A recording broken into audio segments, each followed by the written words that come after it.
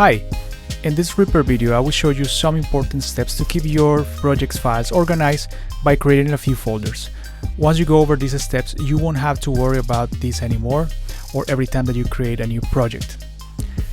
Also, bear in mind that this is a very detailed video in which I go over all the steps and reason why I'm doing each of those. So instead, if you want to skip the detailed part, you can go to the end of this video and there will be a shorter non-narrated video in which I just show the steps of what to do, and it will take just a matter of a couple of minutes if you want to do that too.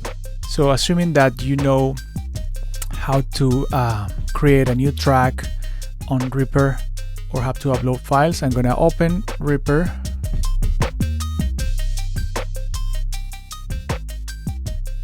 Every now and then when you open REAPER, this window is going to come up and it's going to ask you if you want to import a license key in case that you decide to buy the license, the full license, which is only $60, or if you want to keep evaluating the license. And so you can hit on still evaluating. All right, so what I'm going to do, I'm going to upload these 3 files into REAPER.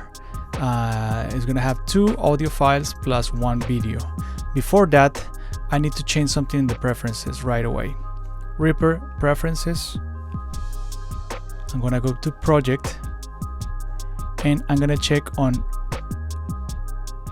open properties on new project.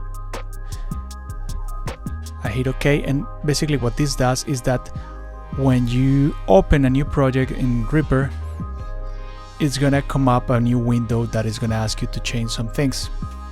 So for example, now I can quit REAPER. If I open REAPER again,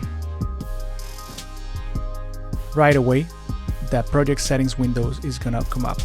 There I can change my sample rate if I want, adjust the project BPM, the time signature, also the media. I can change the bit depth and adjust and change the type of file for the audio file.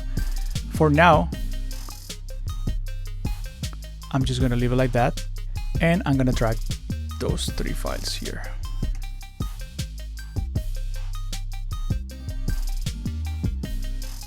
So now if I hit play,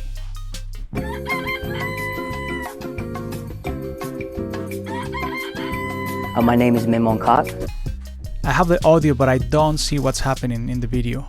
That's because I don't have the video window open. So I need to go to view, click on video, and the video window is gonna open. If you want to go further, you can right click on the window and hit dock. That's gonna send that video to the top or to the bottom of your screen, so it's gonna look more organized. Okay, let's just expand this a little bit. Okay, and now let's hit play once again.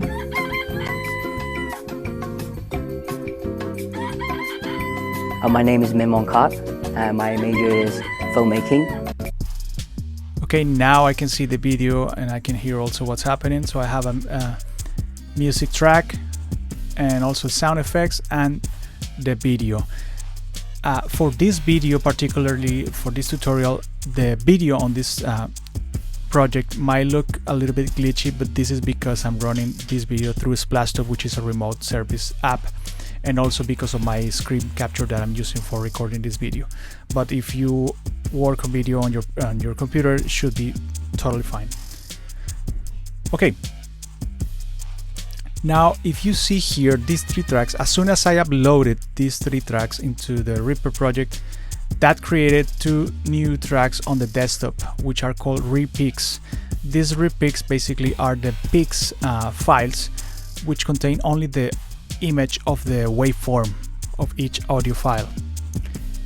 So can you imagine if you, for example, upload 15, 20, 30 tracks, that's gonna be uploaded here on the desktop. So we definitely don't want that because it's gonna look a little bit messy. So one of the advantages or disadvantages, depending on your point of view, is that REAPER is very customizable. So you can pretty much create your own settings, preferences, paths, and so on. So it really gives you that freedom for saving preferences as if you were working from a different DAW like Logic Pro or Ableton, etc. But unfortunately, when you install Reaper in your computer, the software doesn't know yet how you want to keep track of, you know, the files that are contained in the project. So by default, when you save or create a project, it will save everything that is inside the project on a big general file or folder called Reaper Media, or if you save it on the desktop, as you can see here, that's what's happening. So we definitely don't want that, because that wouldn't be a problem if you're working on a project with a couple of media items.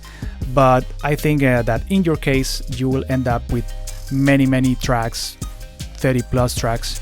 So it's gonna be really messy if you don't organize that right away. And even you can have the risk of losing files, deleting files by accident. So we definitely don't want that. So what we're gonna do is, for example, I'm gonna hit File here, save the project. I'm gonna name it Test1. And I usually save any project on the desktop. You can decide if you want to save it on the Reaper Media, but for now I'll save it on the desktop. This is very important right here. You always want to check the create subdirectory for project and also copy all media into project directory. The first one is going to create a folder for that project. So all the items that are contained in that project, media items like audio files, video files, JPEG, etc., are going to be inside that folder. And the other one is just that it's going to copy all the media into that folder. So you keep your original media from wherever you took it. So let's hit save. And now if I hit Test1,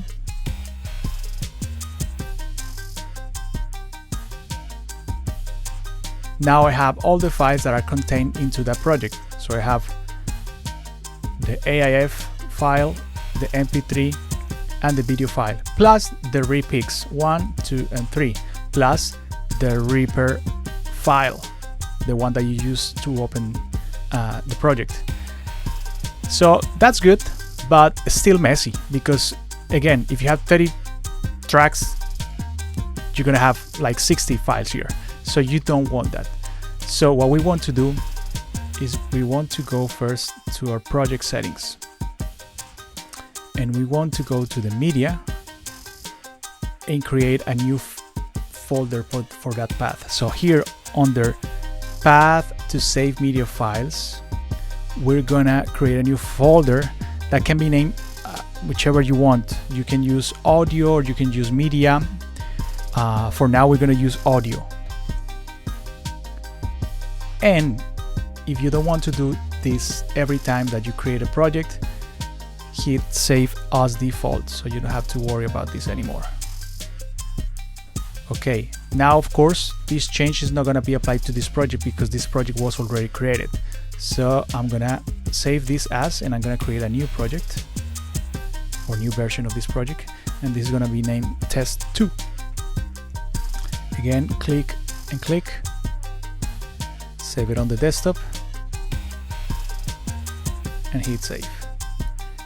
Now if I open Test2, now I have the Reaper file plus the audio folder that contains the audio and also the video. Again, I name it audio, but this should be named media because it has media files, not only audio but also video. And even if you have JPEG, which you can definitely drag into Reaper, you could also have that type of file, and also contains the repics. So for now we're getting there, so we still need to create a couple of few more folders.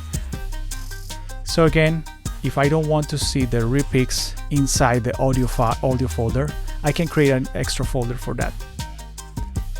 So I go to Reaper, Preferences. I'm going to go to Media, click on it, and then we're gonna look for the option that says Put new pic files in pics.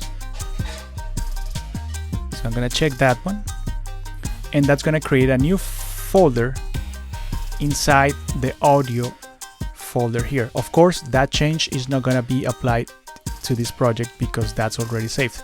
So once again, I'm gonna create a new version of that project. It's gonna be named test3. Now if I go to test3, again the Reaper file, audio, and now I have the pics contained in one folder, so it's getting more organized. Okay, now let's say that I want to save this version of the project. So I can go here to File and Save Project, and this is what happens. Now Reaper create a backup. So this BAK stands for backup, which is a backup version of the project. So basically it's going to contain any old versions of that project. So this one is going to contain the most updated version, and this one the older version of that project. Now if you want, for example, to save multiple versions of that, so you can always go back and go to a specific time when you, for example, didn't have this track or anything, you can also create multiple files into that folder. So we're gonna go to Reaper, Preferences, and under Project, we're gonna check the option that says Keep Multiple Versions right here. Hit OK. And now if I, for example, hit save once again to this project, a new backup file is going to be saved. It doesn't show up here, but if you double click on the backup, it actually contains two files. One that was saved at 549 and that most updated, which is at 550. Now, as every DAW nowadays, you also can have autosave version, just in case for some reason you forgot to save. Reaper will save it for you. So if you want that, I'm gonna go to Reaper, Preferences, and again on the project, I can click Keep Multiple Versions, and I can say, for example, let's just put 1 minute here. So every minute one new version is going to be saved. So we're going to check on Save to timestamp file in additional directory, and we're going to create a new folder for that. So it's going to be named Auto Backup, like that. Hit OK. So now once again, let's save this as test4.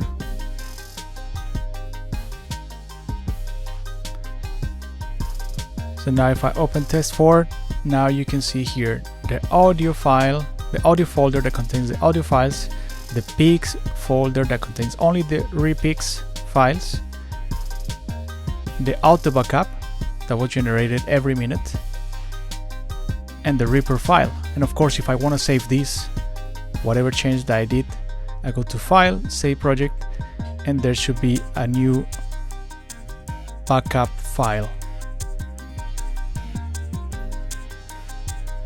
Alright, so finally we have our Reaper project ready to run, and every time that you create a new project, you won't have to go over this step. This is just for the beginning, and so you can keep your files more organized and your projects. Now, as I said in the beginning, if you want to see the faster version of this video with only the steps, and so if you want to just follow along with the steps, here it goes. See you in the next video.